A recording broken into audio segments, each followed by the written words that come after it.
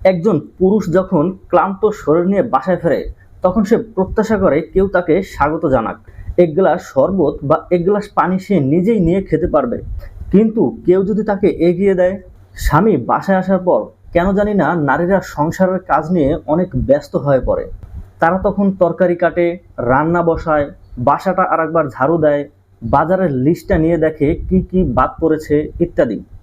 সারাদিনের কাজ শেষে ক্লান্ত শরীর নিয়ে যখন স্বামীরা বাসায় ফেরে তখন প্রতিটা স্ত্রীরই উচিত প্রথম 15 মিনিট তার স্বামীকে সময় দেওয়া। আপনি সারাদিন বাসায় অনেক কাজ করেছেন, এটা স্বীকার করতেই হবে, কিন্তু স্বামী বাসায় ঢোকার পরপরেই দৌড় দিয়ে রান্নাঘরে ছুটে যাওয়া এটা মোটেই ঠিক নয়। স্বামীকে এক গ্লাস পানি দেওয়া, বলার আগেই লুঙ্গি বা ট্রাউজার এগিয়ে দেওয়া, কিছু খাবে কিনা জিজ্ঞেস করা, গোসল করতে চাইলে গরম পানির ব্যবস্থা করা লাগবে কিনা জিজ্ঞেস করা, এগুলো যদি কোনো স্ত্রী ঠিকমতো পালন করতে পারে, পুরুষ এই ওয়েলকামেই সন্তুষ্ট। তার মেজাজটা ঠান্ডা হলো, বাসাকে শান্তির জায়গা মনে হলো। সারাদিনের কাজ শেষে ক্লান্ত শরীর নিয়ে যখন স্বামী বাসায় আসে তাকে অন্তত 1 ঘন্টা একান্ত সময় কাটাতে দিন।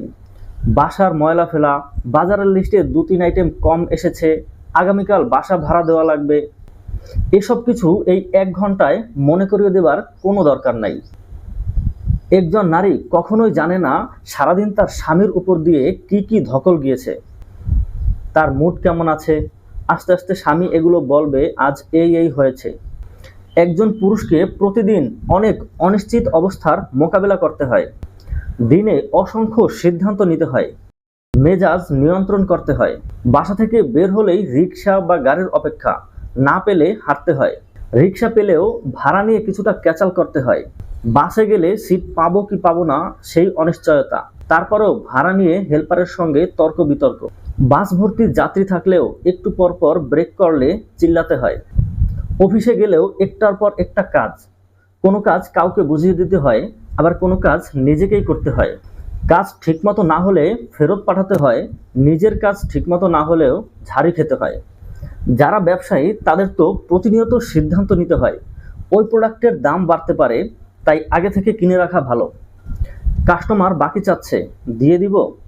1750 টাকার জিনিস 1700 টাকা বলছে, কি বলবো। পাওনাদার টাকার জন্য আসছে, অথচ ক্যাশে টাকা নেই। চাকরি বা ব্যবসা যে যাই করুক, সবাইকেই প্রতিনিয়ত বাজারে যেতে হয়। মুরগির দাম প্রতি কেজিতে 20 টাকা বেড়েছে, মাছের বাজারেও বেহাল দশা। মাছ কি কিনবো? বড় মাছ নাকি ছোট মাছ? আজ না কিনে যদি আগামীকাল কিনি তাহলে হবে না?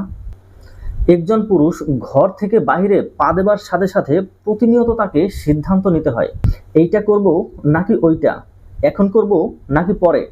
প্রতিদিন অসংখ্য অনিশ্চিত ঘটনা ঘটে। রিক্সা পেতেও পারি, নাও পেতে পারি, পাওনা টাকা ফেরত পেতেও পারি, নাও পেতে পারি। মাছ কিনতে গেলে পছন্দ হতেও পারে, নাও হতে পারে। রাস্তায় একজনের সাথে হঠাৎ ধাক্কা লেগে গেল, তার সাথে ঝগড়া হতেও পারে, নাও হতে পারে। একজন পুরুষ হিসেবে চিন্তা করুন আপনার ব্রেনকে কতটা শক্ত কমান্ড দিতে হচ্ছে। আপনি ঠান্ডা মস্তিষ্কের লোক, কিন্তু একজন এসে এমন কথা বলল আপনার মেজাজটাই গরম হয়ে গেল। একজন পুরুষকে অনেক বেশি এক্সটার্নাল ডিল ফিক্সড করতে হয়, সে জানে না তার বসের মেজাজ খারাপ নাকি ভালো। দিনে 10-12 ঘন্টা বাহিরে এতগুলা মানুষের সঙ্গে তর্ক বিতর্ক করে যখন সে বাসায় ফেরে তখন সে কি আশা করে, ঘরে যে অন্তত কিছুটা সময় শান্তি পাবো। এই সময়ে অনিশ্চয়তা নেই।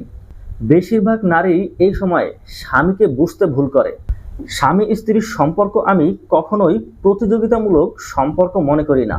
একজন অনেকটা কাজ করলো, আরেকজন কম করলো, এগুলো আসলে বিবেচ্য বিষয় না, বরং একজন আরেকজনকে কিভাবে সম্মান করবে, কিভাবে তাকে মূল্যায়ন করবে, এটা গুরুত্বপূর্ণ।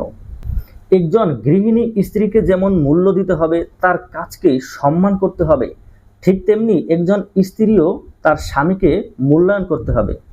এই ধরনের কথাগুলো মূলত বোধসম্পন্ন দম্পতির জন্য, যারা দাম্পত্য সম্পর্ক উন্নয়নের জন্য নিজেরাই চেষ্টা করে, একজন অন্যজনকে সম্মান করে, শ্রদ্ধা করে, সমীহ করে।